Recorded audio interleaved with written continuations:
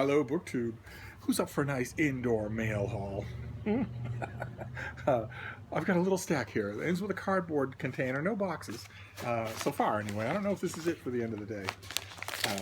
Weekend mail deliveries always being so problematic. You never know. You don't have the usual person, so you never know what you're going to get and when. Oh, great. Fantastic. Okay, so first one is a scientific travelogue. It's called Emerald Labyrinth. And the subtitle is A Scientist's Adventures in the Jungles of the Congo by Eli Greenbaum.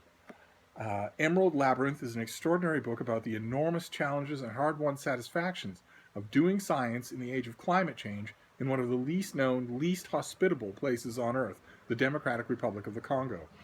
Through the lens of yearly expeditions beginning in 2007, Eli Greenbaum chronicles key issues of biodiversity, species collapse, and climate change, and explores the importance of cataloging and preserving natural history, the major challenges of finding and collecting samples in the wild, and the years-long process of extracting useful DNA data. And I requested this because this author trekked through the jungles of the Congo long after I did, and you can actually sort of tell on the cover. Isn't that creepy? If you look at the cover, you can see farmland, clearing for farmland. Wow, that's weird. I'm sure that was intentional. It's calling it inhospitable is an insult to Arkansas. It's actually hell on earth. The deep jungles of the Congo are hell on earth. It's boiling hot, monstrously humid, and every single thing that moves is poisonous. Hell, half the things that don't move are poisonous. I had the spirit of adventure in me. I wouldn't go back now for all the tea in China. Well, let's see what this next one is. So we're off to a good start. That's an adventurous scientific travelogue, although the thing is going to have only doom and gloom to report, because the vast jungle systems are being carved up left, right, and center for farming and what the government calls resource extraction. And once you do away with old growth forests like that, you can't get it back. Even if you redesignate the land, what's there is already gone.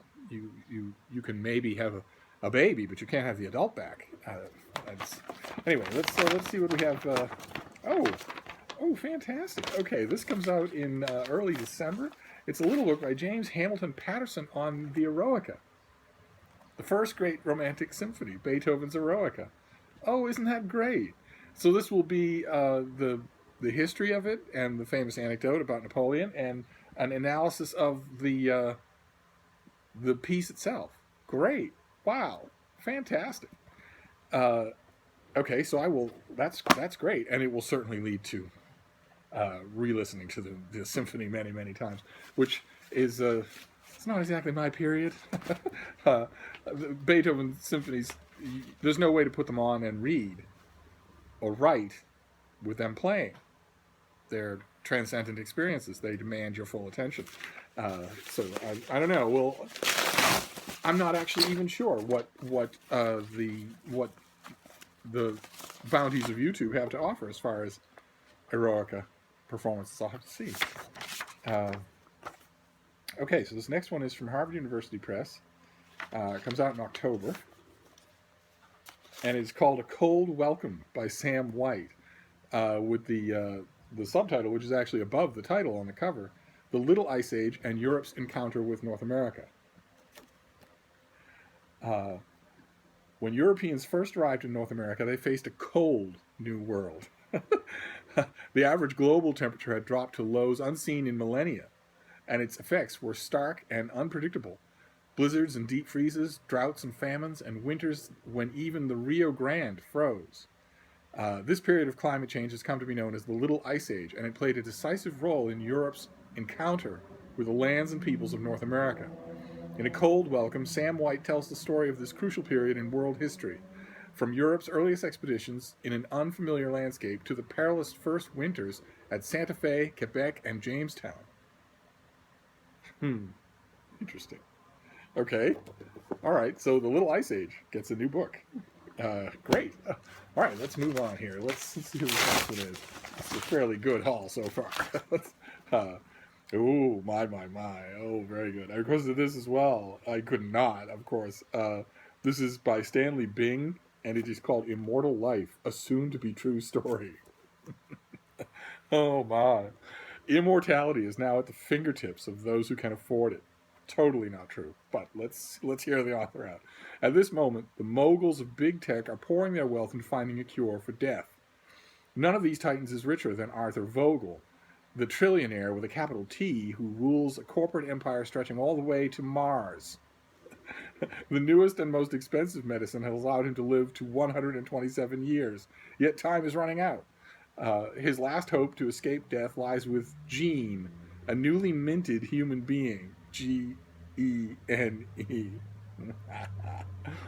has been created to make the ultimate sacrifice. But Gene has other ideas. Probably so. It's he's been created to either be the housing for Arthur Vogel's brain, or to constantly be the organ farm for Arthur Vogel. In a marvel of the highest tech imaginable, Arthur's entire consciousness is successfully transferred to its new reluctant host, but traces of Gene stubbornly remain. As the now young, fully revitalized mogul sets off to achieve his goal of world domination, our artificial hero hatches a risky plan of his own. The struggle between creator and creation begins as the two minds wrestle for control of one body. This is a novel, but the technology behind this soon-to-be-true story is real. No, it's not. Mixing brisk action, humor, and wicked social commentary, Immortal Life imagines a day just around the corner. And Stanley Bing, in case you were curious, is a best-selling fiction and nonfiction writer and a longtime columnist for Esquire, Fortune, and other national publications. He is the author of a dozen or so business books in which solid strategy often masquerades as humor, including Crazy Bosses, which I actually remember. Sun Tzu was a sissy, What Would Machiavelli Do, and his comprehensive replacement for an MBA, The Curriculum.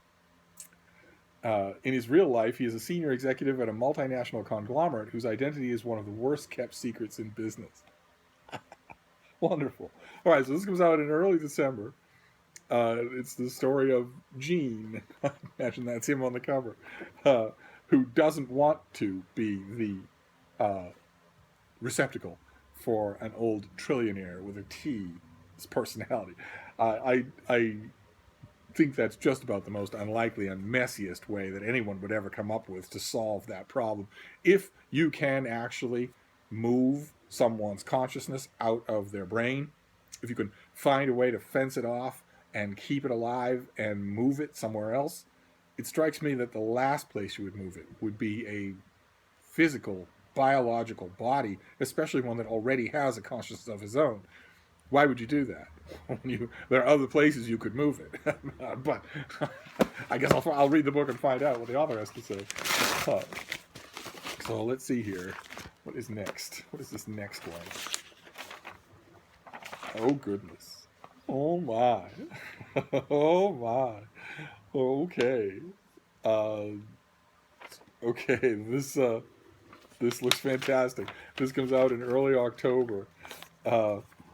From Da Capo Press. I've praised them before. I love them. This is called Slugfest, inside the epic 50-year battle between Marvel and DC.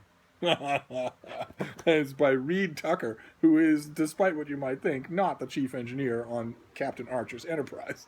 He's a freelance journalist and author who writes mostly about pop culture and entertainment. I would have just plotzed if his biography had said he is the chief engineer on Captain Archer's Enterprise. His work has appeared in the New York Post, Esquire, Fortune. Why, these people, Esquire and Fortune will hire anybody. Why don't they hire me? I'm just kidding. I don't need any more venues. Thank you very much. And USA Today. He's a graduate of the University of North Carolina at Chapel Hill, and he lives, of course, in Brooklyn. The most bruising battle in the superhero world isn't between spandex-clad characters. It's between the publishers themselves. For more than 50 years, Marvel and DC have been locked in an epic war, tirelessly trading punches and trying to do to each other what Batman regularly does to the Joker's face. Slugfest, the first book to recount the history of this bitter knockdown battle as a single juicy narrative, is the story of the greatest corporate rivalry never told. It is also an alternate history of the superhero, viewed through the lens of those two dueling titans. Drawing on interviews with major figures in the industry, Slugfest reveals the arsenal of schemes the two companies have employed in their attempts to outmaneuver each other, whether it be stealing ideas, poaching employees, planting spies, or launching price wars. The feud has never completely disappeared, and it simmers on a low boil to this day. All right, okay. So in early October, all of BookTube, the tiny amount of people on BookTube who even know what this is about, are going to be forced to pick sides in this slugfest. Are you a Marvel fan or are you a DC fan? It certainly isn't a fight between the characters themselves. I believe that the discrepancy between the characters themselves, despite a much more recent team up between the Justice League and the Avengers that Steve has many objections to, despite that, I believe the question of which team of heroes would win was definitively settled in their very first meeting. A long time ago, in the 1970s, when the companies got together long enough to make an extra-sized digest issue in which Superman meets Spider-Man. And it was great. The writers decided from the beginning that rather than try to explain anything, they would just say the assumption of the graphic novel would be that they had been living in New York together the whole time. That it is the fact that Spider-Man never appeared in a Superman comic before then, or Superman in a Spider-Man comic, is just random chance. They don't bring alternate realities together. In other words, they say they're just one reality. All these superheroes live together. that sort of thing. And in that issue, our heroes briefly fight, and we learn how a fight would go if a teenager from Queens who could lift 10 tons went up against an adult alien from another world who could lift 200,000 tons.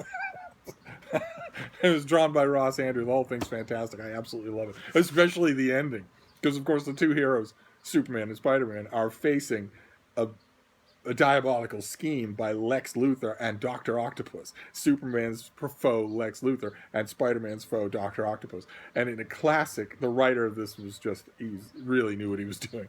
And in a classic moment, when their fiendish plan is coming to a head, Dr. Octopus learns belatedly the full extent of Lex Luthor's plan and says, "What are you talking about? You're going to destroy the world? I live here."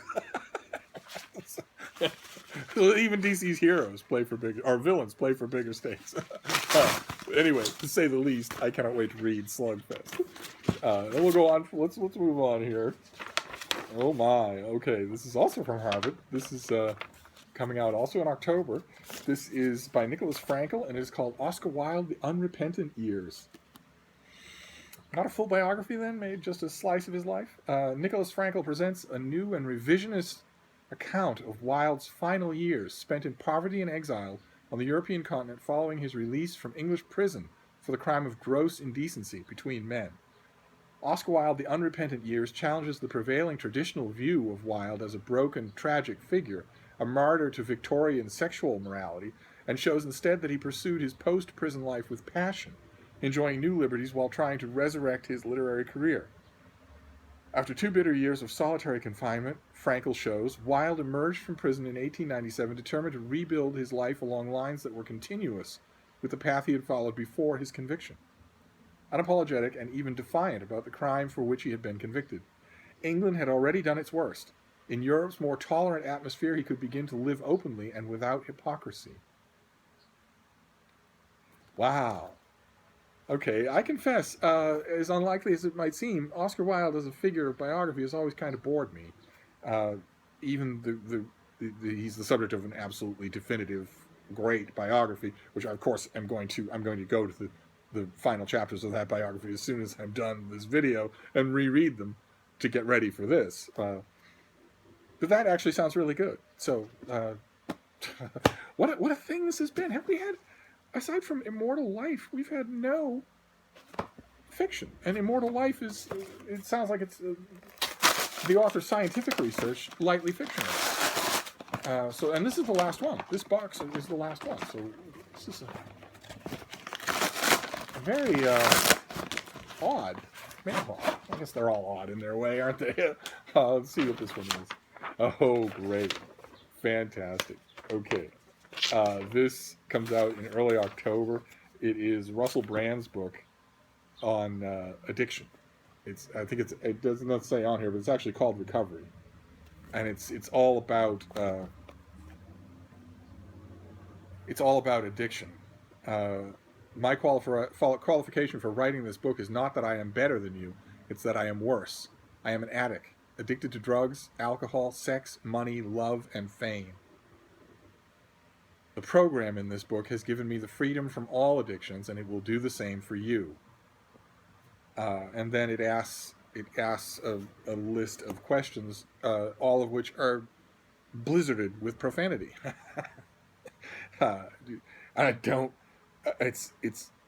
You're talking about a program that will give people back control of their lives from the incredibly destructive urges that they have allowed to overtake their lives. Why does that call for a blizzard of profanity? What subject would more call for the clarity and directness that only normal speech can give you? I mean, what is this blizzard of asterisk for? What is it meant to say? Are you angry with your readers? Anyway, I am not writing this book because I think I am better than you. I know I'm worse. I have spasmed and spluttered through life, motored by unconscious drives, temporarily fixing in a way so crude and ineffectual that the phenomenon is conveniently observable. The condition in extreme is identified, but the less obvious version of addiction is still painful and arguably worse, because we simply adapt to living in pain and never countenance the beautiful truth that there is a solution. Okay, that's kind of good. And this is the same problem I always have with Russell Brand, is that he's obviously incredibly intelligent. And yet, addiction or no addiction, he's often very difficult to listen to. I imagine this book will be sort of a written version of that. So we'll see what I can do with it. I definitely want to do something with it. All right, so great. So there we go. This is Recovery by Russell Brand. This is Oscar Wilde, The Unrepentant Years, in which the author tries to revise the standard account of Wilde's final years. I admit, the standard account is that he was a broken shadow of his former self. That kind of thing fascinates me. If this author went through archives and letters and memoirs from the people who knew him, memoirs of his own, reads them differently and makes a cogent case, I will be the first person. I'll be there in the first row to listen and analyze. That how wonderful. Then Slugfest, about the epic 50-year battle between Marvel and DC, a battle that DC Comics right now in 2017 is easily winning. But that could change. I have known it to be the reverse. Then Immortal Life by Stanley Bing, a science fiction novel about prolonging life.